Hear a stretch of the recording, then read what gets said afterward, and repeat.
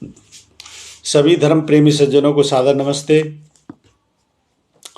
साथियों, बहुत बहुत स्वागत है आपका मेरे इस यूट्यूब चैनल पर, इस स्वाध्याय सत्संग रूपी आध्यात्मिक चर्चा में। उपनिषदों पर बात कर रहे हैं और उपनिषदों में कठोपनिषद इस समय प्रसंग में है। कठोपनिषद की पंचम वल्ली हमने कल तक पूरी कर ली थी। आज लेते हैं षष्ठी वल्ली, छठवीं वल्ली। पंचम वल्ली में हमने परमात्मा के स्वरूप को जाना, वो यही है, इसी समय है, और बहुत से इस भौतिक जगत के आयामों को भी जाना। छठवीं वल्ली का आधार, इसका शीर्षक है यमाचार्य द्वारा आत्मा तथा ब्रह्म का वर्णन। ये इसका शीर्षक है। तो पहला श्लोक लेते हैं। ऊर्ध्वमूलो वाकशाख ऐसो स्वस्थ सनातनः तदैव शुक्रम तद ब्रह्म तदैवामृतमुच्यते तस्मिन् लोकाः श्रताः सर्वे तदुनात्येति कश्चन एतद्वैतत।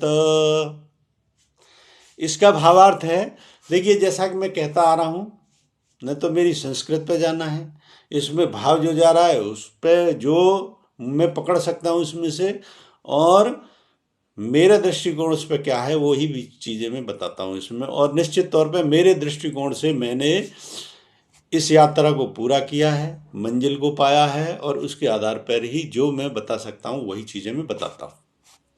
तो मूल बात है मैं जो बता रहा हूँ वो पकड़ने की। अब इसमें क्या दिया हुआ है उसको भी मैं इसलिए बता देता हूँ कि अब ये इतनी बड़ी पुस्तक है, ये डॉक्टर सत्यव्रत सिद्धालंकार उन्होंने लिखी है।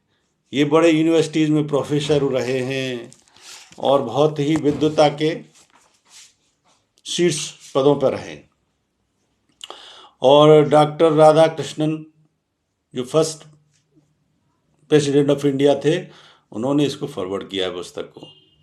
अब इसमें क्या शैली दे रखी है जिससे मैं बहुत से प्रसंगों से बिल्कुल सहमत नहीं होता, लेकिन अब इसमें क्यों दिया है, क्या कारण है, शास्त्रों के साथ में भी अब सभ्य समाज के लोग इधर उधर करते हैं, तो इसमें मैं जाना नहीं चाहता इन विषयों पर।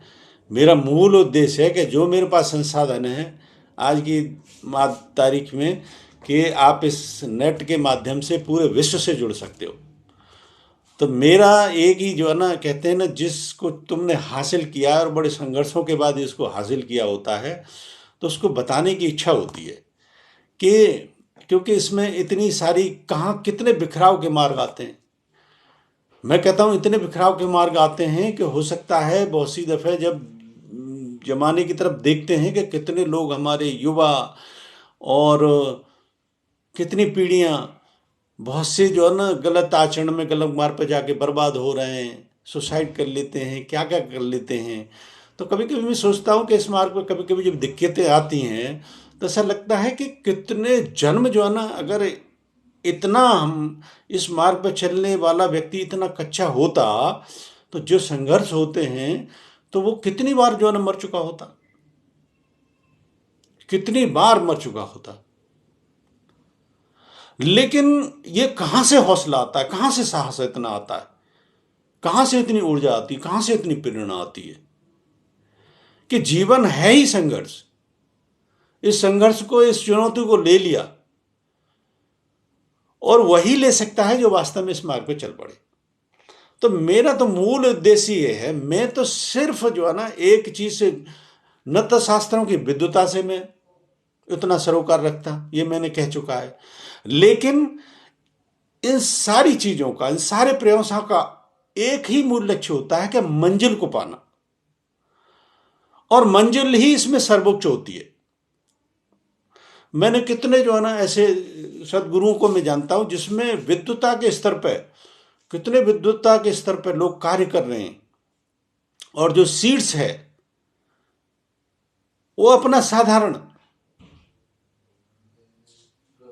मंत्रों की विद्वता उतनी नहीं है, लेकिन शीर्ष नेतृत्व के माध्यम से, क्योंकि इसकी उपयोगिता को भी वही समझ सकता है, तो कार्य किए जा रहे हैं।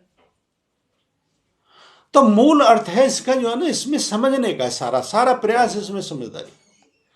तो इसमें क्या अर्थ दे रखा है, इसका भावार्थ, वो मैं कोशिश करता हूं और उस हिसाब से अपने विचार रखता हूं। यह मनुष्य शरीर तो एक सनातन अस्वस्थ है, आज है कल नहीं। यह उल्टा टंगा हुआ वृक्ष है। अगर मनुष्य को उल्टा लटका दिया जाए तो सिर की जटाएं जड़ की तरह और हाथ पैर वृक्ष की शाखाओं की तरह फैल जाते हैं। इस शरीर में क्यों रमता है? इस देह को तो पेड़ की तरह जड़ समझ। वास्तविक सत्ता यह नहीं, वह है। वही शुक्र है, वही ब्रह्म है, वही अमृत कहलाता है। वह सब लोग उसी में आश्रित हैं, उससे बढ़कर कोई नहीं। वही एतत् वैतत् ब्रह्म है। अब इसका मूल देखी जाए तो, अगर चलो इसके प्रसंग को लेता हूं, इसमें क्या है, एक तो शरीर के बारे में कि ये अस्वस्थ का अर्थ रखा है। अ मीन्स नहीं, स्व मीन्स कल, स्थ मीन्स स्थायी। तो शरीर तो अस्थायी है।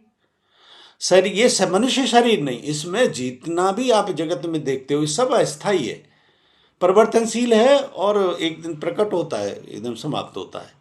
तो शरीर अस्थायी है। और इसकी संज्ञा दूसरे विषय में इसमें दे रखा है कि इसको पीछे पीपल का वृक्ष इसको समझो। कृष्ण ने तो अपने स्वरूप को भगवत गीता में बताया कि मैं वृक्षों में पीपल का वृक्ष हूं, क्योंकि पीपल का वृक्ष शुद्ध होता है, बहुत से जो है ना बहुत ही गुणकारी होता है, 24 घंटे ऑक्सीजन देता है। इसमें पीपल वृक्ष को बताया गया क्या, जैसे पीपल के वृक्ष मनुष्य है, ऐसे पीपल की वृक्ष, यानी मनुष्य को उल्टा कर दिया जाए तो उसकी जो है ना जो शिखा है वो तो जड़ के रूप में हो जाएगी और हाथ पैर जो है ना उसकी शाखाओं के रूप में हो जाएंगी। तो इसको सिर्फ इतना ही समझें कि उसी तरीके से इसमें बताया गया कि इस संसार फैला हुआ है, तो सृष्टि फैली हुई है, एक ही ब्रह्म से सब फैली हुई है। और जड़ को समझना है तो जड़ को अपनी जो है ना शिखा की बजाय ये समझो कि जड़ में जब तुम स्वयं के अस्तित्व में पहुंच जाते हो तो स्वयं के अस्तित्व में पहुंचने से पता लगता है इसका फैलाव। अरे तुम्हारे स्वयं के भीतर क्या क्या है, ये सब अस्तित्व तब समझ में आता है। You become the centre of this whole universe, वहां तक पहुंच जाते हो। तो इसकी जो है ना प्रासंगिकता किस रूप में लेनी है, वृक्ष के रूप में लेनी है, तो यही है कि सब इसका फैलाव है। तुम अपने अंतर में अपने स्वयं के सेंटर में जानते हो तो वहां से ही जो है ना तुम्हें स्वयं से लगेगा कि सारा तुम्हारे से ही है विस्तार। जानने का प्रयास तो करें इस बात को। कहीं परमात्मा की संज्ञा लेने की भी जरूरत नहीं है, सब जगह इसमें बता रखा है कि एतद् ब्रह्म है, ठीक है, अच्छी बात है, उसको भी भूल जाओ, स्वयं को जान लो। मेडिटेशन अवस्था में स्वयं से ही सारा विस्तार नजर आएगा। तुम्हारी चेतन सत्ता ही जो उस परम से जुड़ जाती है तो स्वयं से ही सारा विस्तार है। तो इस तरीके से उसका विस्तार है, और विस्तार है यही उसकी सत्ता है सभी जगह, यही ब्रह्म है। पहला श्लोक ये है। दूसरा श्लोक लेते हैं। यदिदं किंच जगत सर्व प्राण एजते निस्तृतम महेद्रभयम वज्र मूर्ध्यतम य एतद्विदुस्रमृतास्ते भवन्ति। इसका भावार्थ है, यह संसार यूं ही नहीं आटपका, कहीं से आ निकला है। इसमें गति दिखाई देती है, शरीर में जीवन की गति, जगत में भौतिक गति, ये सब गति प्राण के कारण है। ये प्राण शक्ति न हो तो शरीर तथा जगत दोनों जड़ हैं। प्राण भी स्वयं गति नहीं करता, उसे भी कोई गति देता है। इस प्राण के सिर पर भी कोई भयानक शक्ति मानो वज्र लेकर खड़ी है। इस प्रकार जो ब्रह्म को वज्र रूप जानते हैं वो अमृत हो जाते हैं। अब इसमें मैं शब्दावली को ले रहा हूं केवल। यह जीवन की गति, जगत में भौतिक गति, यह सब गति प्राण के कारण है। प्राण के कारण सब जगह गति नहीं है, प्राण के कारण गति जीव में है, प्राण के कारण जीव में ही जीवन है। ये बहुत सी जगह ना पिंड है, बहुत से जो है ना ग्रह हैं जहाँ पे वायु ही नहीं है तो वहाँ पे प्राण है ही नहीं, वायु जहाँ है ही नहीं तो वहाँ प्राण शक्ति है ही नहीं, लेकिन चलायमान तो है वो। तो प्राण की जहाँ पे बात है वहाँ पे सिर्फ जीव जो है, क्योंकि जीव को प्राण वायु की आवश्यकता होती है, उससे प्राण क्रिया से ही जीव जो है ना चलायमान होता है, जीवित रहता है। तो इसमें जो ये बात है इससे मैं सहमत नहीं हूं कि प्राण शक्ति न हो तो शरीर तथा जगत दोनों जड़ है।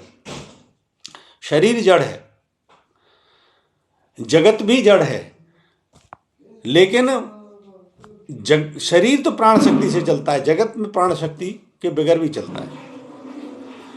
प्राण भी स्वयं गति नहीं करता, उसे भी कोई गति देता है। प्राण शरीर में जीव में जो चलता है उसको गति मिलती है, किस वजह से? क्योंकि प्राण को ऊर्जा कहाँ से मिलती है? वो चेतन से मिलती है, आत्मसत्ता है, वहां से ही जो प्राण ऊर्जा चार्ज होती है, तो उससे उसको गति मिलती है।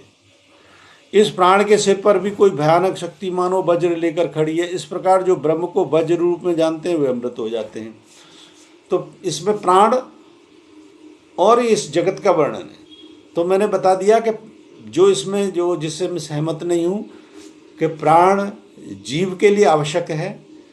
बहुत सा जो है ना इस ब्रह्मांड में ऐसे खगोलीय पिंड हैं, तारामंडल है जहाँ पे प्राणवायु नहीं है, लेकिन वो अस्तित्व में है। तो सही इसका यही है कि जीव को तो निश्चित तौर पे प्राण ऊर्जा की आवश्यकता है। तो जीव का जितना भी अस्तित्व है वो तो प्राण से है, और बाकी जितना सब अस्तित्व है वो परमात्मा के एक संचालन की नियम व्यवस्था है। इसमें जितने भी जो है ना, जहाँ तक हमारा ये सौर मंडल है, इसमें जितने भी ग्रह हैं ये एक दूसरे के गुरुत्वाकर्षण के कारण जो है ना अपनी अपनी कक्षाओं में है। तो ये सारा ब्रह्मांड जगत जितना भी विस्तार आप देखते हो ये गुरुत्वाकर्षण के कारण अपने अपनी जगहों पे स्थित है, और सब घूम रहा है, सब में गति है, चाहे अपनी धुरी पे चाहे किसी तारा के उसमें।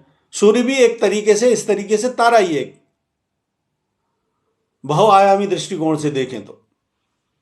और उसके सूर्य के चारों तरफ सभी ग्रह घूम रहे हैं अपनी अपनी कक्षाओं में, और ये घूम रहे हैं अपने अपने गुरुत्वाकर्षण बल से।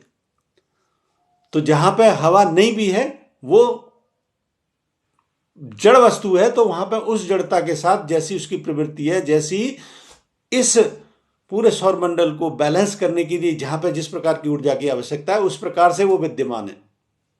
और इन सब के कारण ही इस पृथ्वी पे जहां पे जीवन है, जिस पे हम रहते हैं अर्थ प्लैनेट पे, ये उसी के कारण जो है ना संभव है। सबका अपना अपना रोल है। तो इस प्रकार से हमने आज ये 2 श्लोक इस छठी वल्ली के पूरे किए। मुझे उम्मीद है ये पसंद आए होंगे। श्लोक पसंद आए हैं तो मेरे इस वीडियो को लाइक करें, अधिक से अधिक इसको शेयर करें।